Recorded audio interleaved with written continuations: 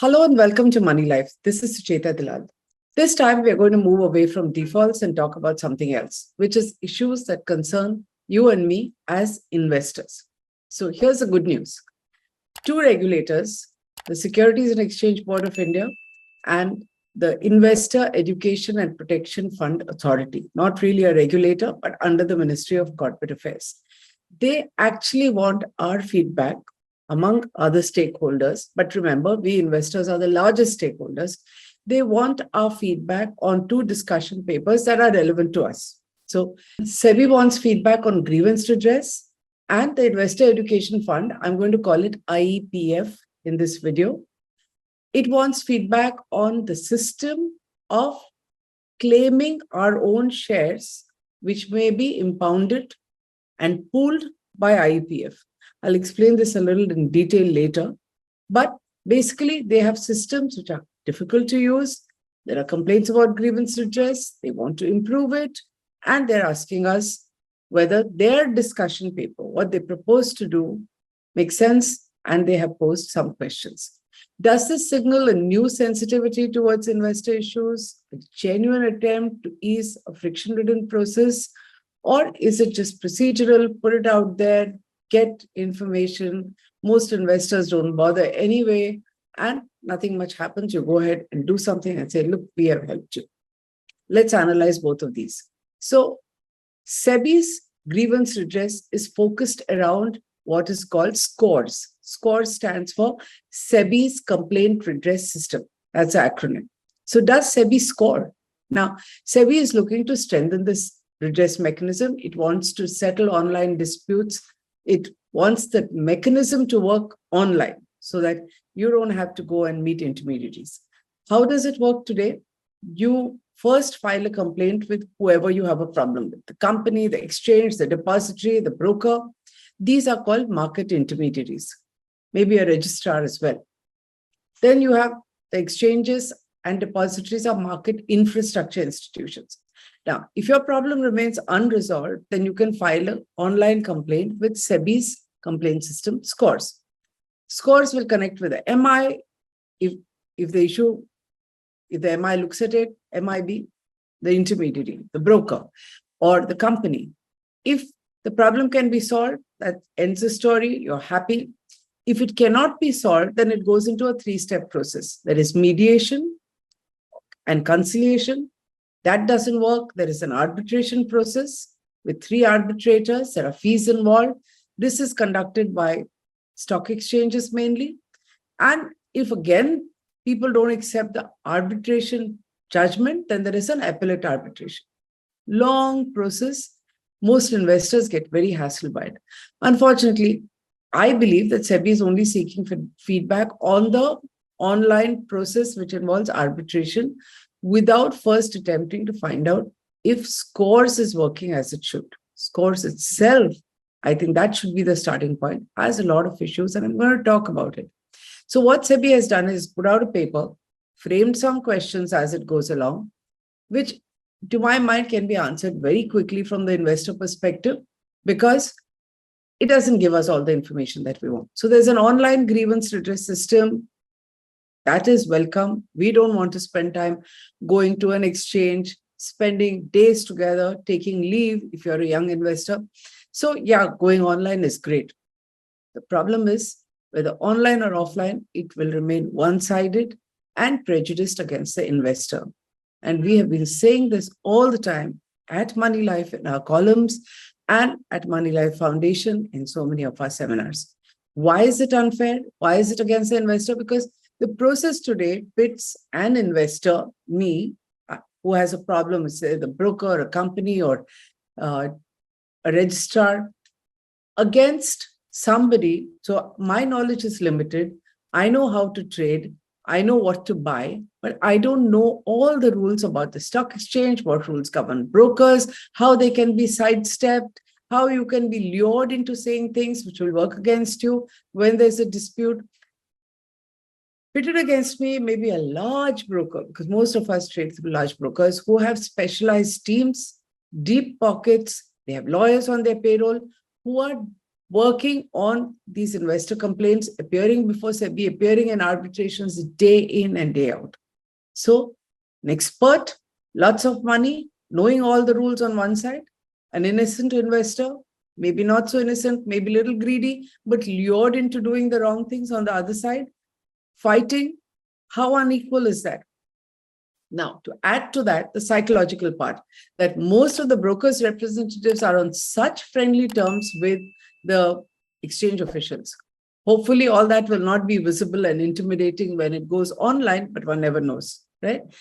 On the other hand, the lawyers, with all their skills at cross-examination and the knowledge that they have and throwing jargon at you, can bulldoze investors. So SEBI officials first have to understand and acknowledge that it is already an unfair system. There's nothing about this in the consultation paper. Then, if it wants to make it fairer, it needs to handle investor complaints in-house. The whole effort on SEBI's part is, we are the regulator, we are going to push all the work that we can avoid onto intermediaries. And I don't think that works for us. It also needs to expand the scope of the discussion and starts with whether scores itself needs serious revamping. I asked this question on Twitter, where I have a fair bit of followers. Those who responded were mostly negative. One or two said it worked. Maybe the companies they complained about resolved it. End of story. Now, this is so different. SEBI is so different from what it was 30 years ago when it started. In fact, in the early 90s, when G.V. Ramakrishna, who was SEBI's most effective chairman yet, the first after it got its statutory teeth and most effective, tells you the record, he came up with a strategy. That time, SEBI did not have even a tenth of the powers that it has today. So how did he get people to listen? He compiled all the investor complaints and started issuing press releases, which we in the media used to carry regularly. It named and shamed companies with the highest pending investor complaints. The result was electric. There was a drastic reduction in complaints because no companies wanted to figure among the top 10 or top 20 that SEBI used to put out. Remember, it's coming from a regulator. They couldn't even complain. The situation today is so diametrically different, and you'll know what I mean. In fact, the entire Scores website seems designed to keep out investors, restrict information. And why would they do it? To protect powerful stakeholders, all the people that you're complaining against. Depository participants, maybe a broker, maybe. Now, how do you find this out? If you're a cautious investor, you decide you're opening a broking account. Maybe you want to just go and check the track record of this broker, market intermediary. You may probably think, well, let me go to the complaint system and go to Scores. What do you encounter? Here's the screen I'm showing you. A mandatory registration process even to get in.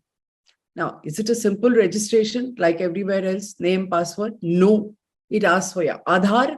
It asks for a PAN number, eKYC, bank account, bank IFSC code, over and above email and mobile number. I mean, how bizarre is that? This is a great example of how citizens need to be protected from unnecessary data collection by the government. Why on earth should you give an Aadhaar to log on to Scores and be registered? I mean, you may be just registering there to see whether or not you can complain, but you're giving your life story there. And think about it, all this data, we don't know whether SEBI has systems to protect this registration data behind an impenetrable wall, but it's collecting this data. If at all this gets hacked, your bank accounts could be cleaned. Maybe your demat accounts could also be cleaned out. But SEBI asks these questions. Why? Because it's a regulator, it's a government body. It can, so it will. And there are no rules in this country to say who can ask data, why, when. Why for Scores? I mean, if you have a complaint, depending on what the complaint is, whether there is money involved, you can ask for bank account details. Why to register on Scores?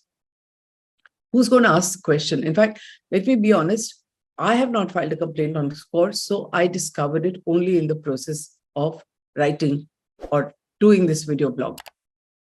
Now, in fact, there should be, not only should SEBI put out information about number of complaints so that I can go to Scores and check whether somebody I'm going to register with is good enough. How do they handle complaints?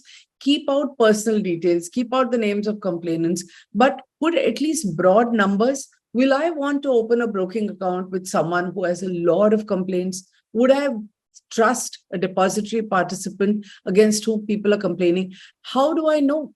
The regulator has a fiduciary obligation to make this available to me. Not just that, there has to be an escalating matrix of penalties. So certain number of complaints, repetitive complaints, it's not enough that each individual investor files a complaint, fights it out, maybe gets redressed, maybe not. If there are repeated complaints or too many complaints, say after 50 complaints or 20 complaints, we don't know what the numbers are. SEBI does not give us data. SEBI has to be able to say, if the percentage of complaints is above a certain level, you will pay a penalty and it should be automatic. So why not introduce this as part of scores? SEBI asks a question instead in its discussion paper saying, should intermediaries be required to publish data and information regarding arbitration matters? Remember, this is after mediation, conciliation, arbitration is the third step. Why intermediaries? Why should SEBI not publish all data on number of complaints, number of grievances, how many are redressed, how many remain open from month to month, how many go into arbitration?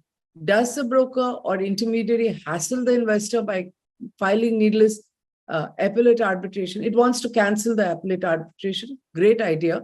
But frankly, a lot needs to be done, because how are investors supposed to weigh in on this discussion paper without adequate information?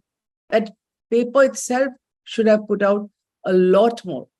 SEBI has to collate market-wide data, put it in the public domain.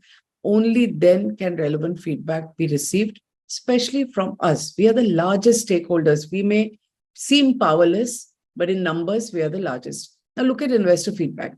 So Arnaud Deschamps, an investor, has been one of the few people who's given a detailed reply to this. So he says something as simple as a link to download documents on scores is dysfunctional since September 2020 when he tried to file a complaint.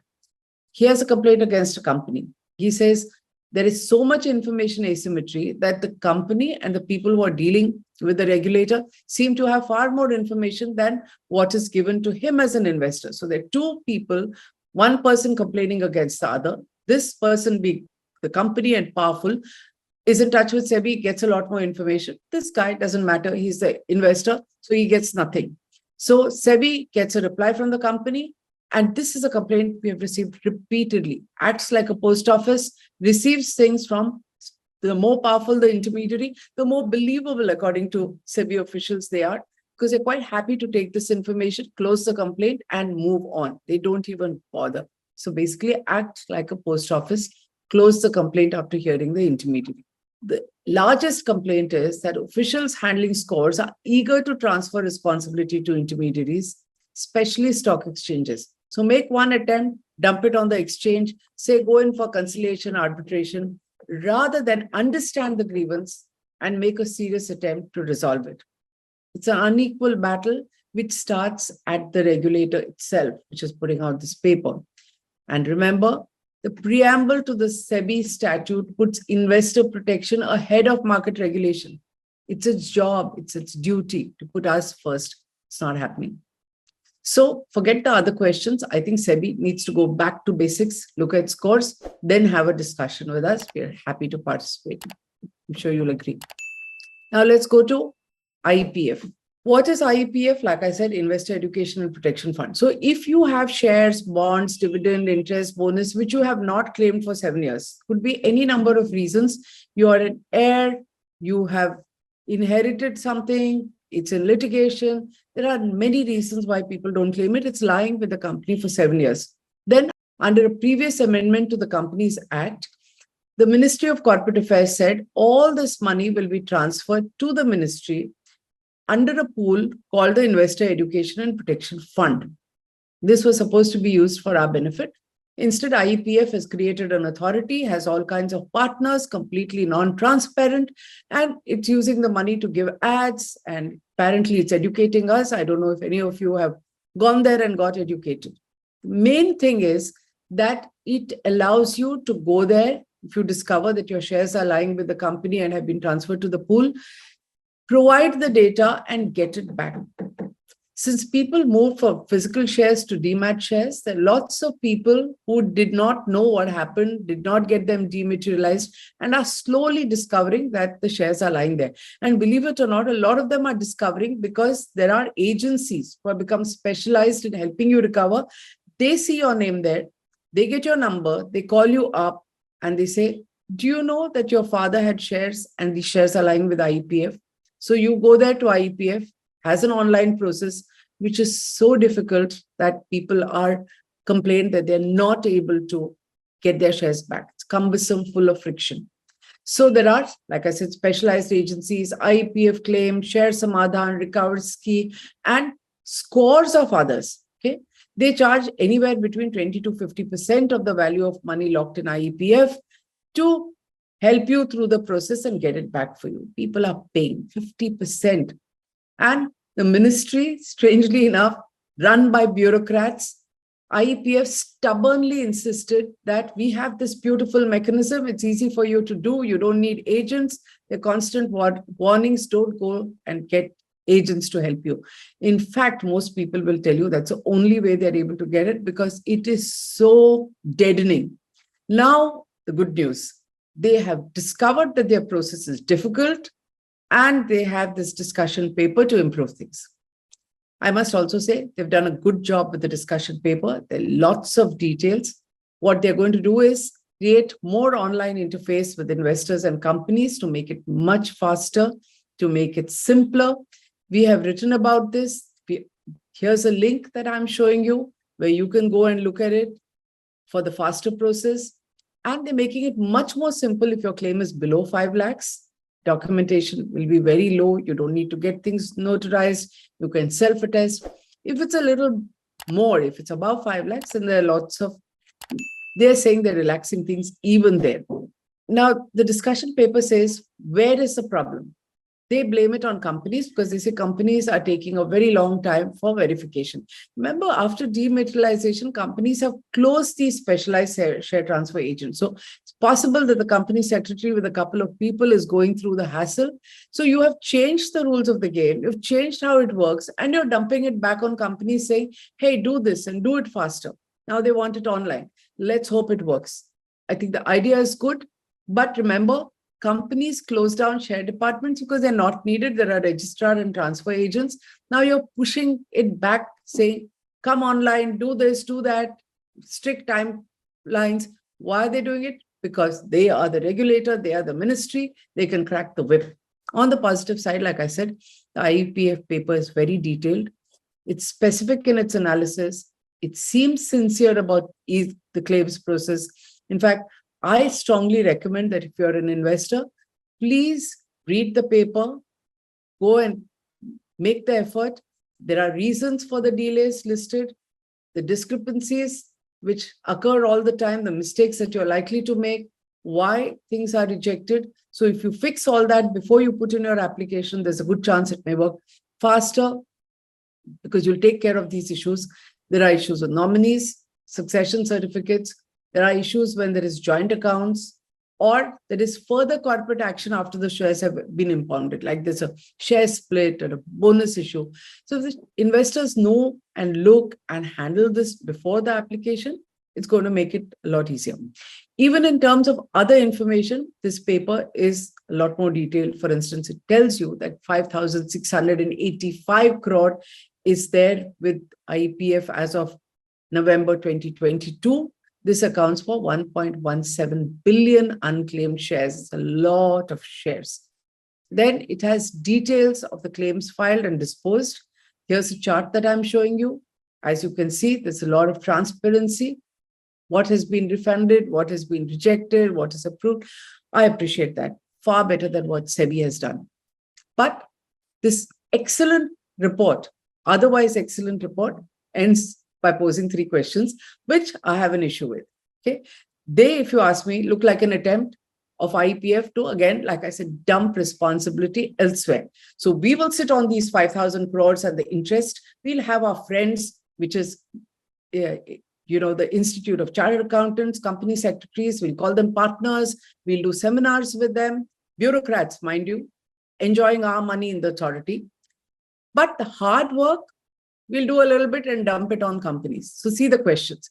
First question, should the approval process of claims remain with the IEPF authority or delegated to a company up to a threshold for certain kinds of claims, or delegated completely? Why delegate? You've taken the money.